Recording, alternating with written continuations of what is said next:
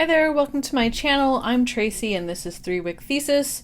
This video today is a part of my Lighting the Way series where I focus on a single candle, give you some insights into the cold impression, burn it for a few hours, and then return to the video after a cut and inform you of burn quality, throw, aesthetic, all of those kind of key features we look for when we're trying to select a candle.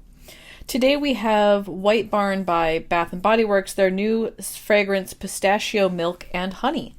And this is a part of their neutral line. So new fragrance that came out this spring, launched during SAS.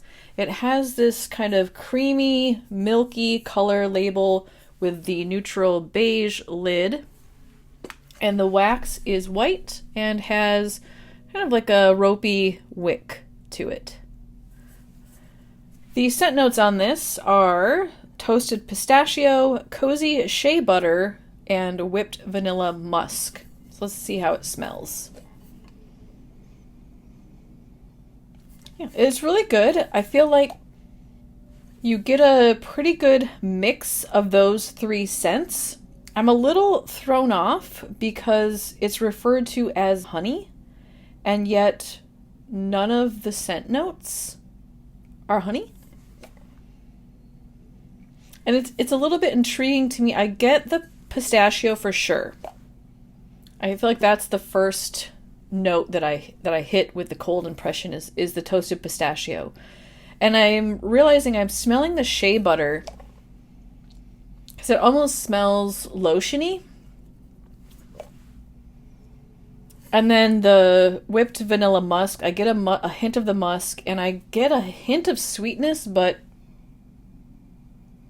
if it's vanilla, it's pretty muted, which I'm wondering if the vanilla isn't supposed to somehow kind of give the impression of honey. I don't know. It's weird to me that you would call it pistachio milk and honey and not have honey as a scent note. So when I first saw this, I thought of two other candles. I thought of their fall pistachio and toasted vanilla. So in this one, instead of toasted pistachio, you have toasted vanilla. So it's not vanilla musk. And they're pretty similar. I like this one better. It's less perfumey, more nutty. This one has like a hint of something.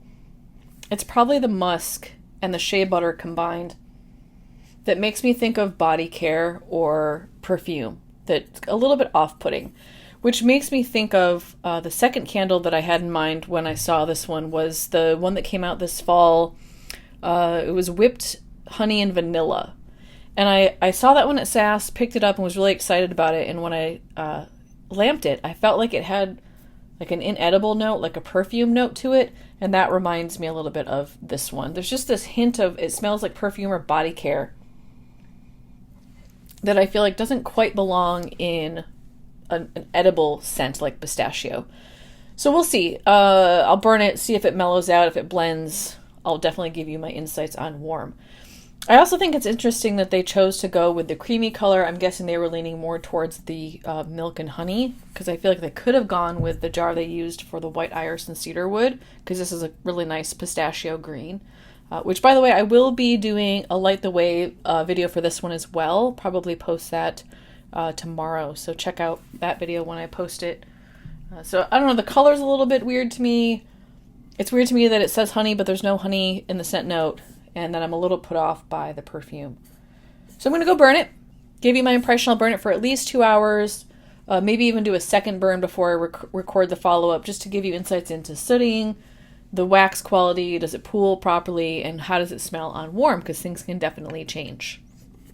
Alright, so I've been burning the pistachio milk and honey candle for about 2 hours. You'll notice there is a full wax pool. It has made it all the way to the edge, and the wax goes about 1 centimeter deep.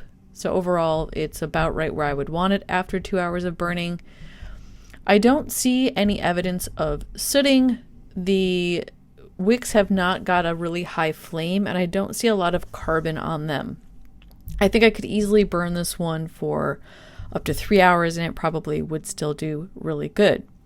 In terms of scent, it did change on warm. The perfume note, or the kind of inedible note that I was picking up on, as well as the shea butter, which made it kind of smell like a lotion, really minimized, and I got mostly pistachio and just some warmth. I don't know if I would necessarily call it vanilla. There's definitely like a vanilla essence, but I can also see why they may have labeled it honey, because there's like a sweetness to it that's a little bit hard to pinpoint.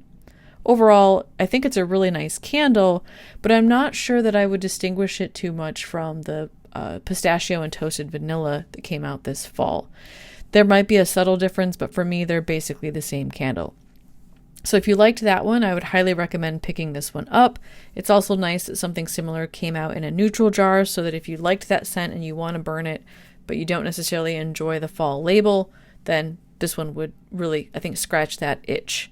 So if we're taking an overhead view of the candle, you can see the wax stayed pretty clean. There's just a little bit of carbon ash that fell into the pool there on the left.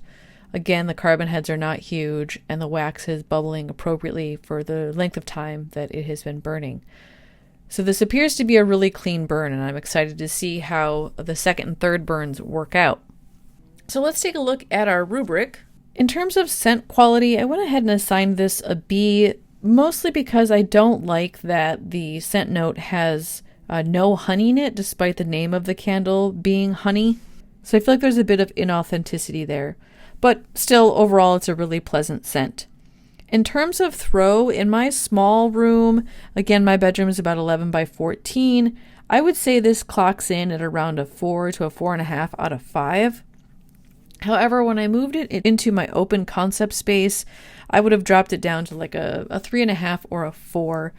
It seems to have filled kind of 2 of the 3 areas in my open concept, but it couldn't reach the furthest distance, which is kind of kitty corner from where the candle was burning. So overall, I would give it a B on throw, because although the throw was strong in my bedroom, it did not fill the open concept room. In terms of burn quality, I'm going to assign this an A. I didn't see any evidence of sooting. The flame was strong, but not too high, and I think this is going to be a really nice, even burn. For aesthetic and design, I gave this candle a B. I think that the design is pleasing in the sense that it's modern. It's meant to be neutral, meaning it can kind of blend in with any decor. So in that way, I think that it's definitely an attractive candle. But as with all the candles in the neutral line, I feel like they lack uniqueness, because they all kind of look alike. They're just different colors. So for that reason, I assigned a B for the aesthetic design. So on a 4.0 GPA scale, I grade this as a 3.25. I would consider it to be a solid B candle. I would recommend it. I think it's a great scent. Again, especially if you like the pistachio vanilla. I'm not sure it's going to be a repurchase for me, but I will enjoy it while I burn it this time. I hope those insights have given you some idea about whether or not you want to purchase this candle. Do you have this candle? Have you tried it? What do you think? Share your comments below. If you liked this video, be sure to give me the thumbs up. And also, if you're a new visitor, please take the time to subscribe, and that way you can see my videos as soon as they're published. Have a great night, y'all.